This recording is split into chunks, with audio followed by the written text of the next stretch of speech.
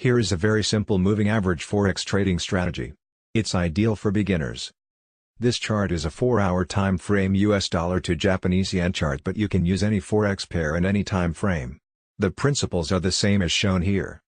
The setup: first plot a 6-period exponential moving average, close color it yellow, fast EMA, and then plot a 24-period exponential moving average, close and color it aqua or blue, slow EMA. How to trade. When the fast, yellow moving average crosses the blue moving average and goes above it, you need to buy in. When the fast yellow moving average crosses the blue moving average line and goes below it, you need to sell. Here is an example. In this chart you can see that the yellow line crossed above the blue line at 107.35.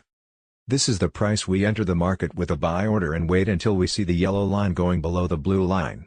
In this case it went below at 109.15, we made a profit of 180 pips. Profit: trading full lot size would have given you $1,800 profit, trading mini lot would have given you $180 profit, trading micro lot would have given you $18 profit. Please subscribe to my channel as I am going to bring in some more easy and profitable forex trading strategies.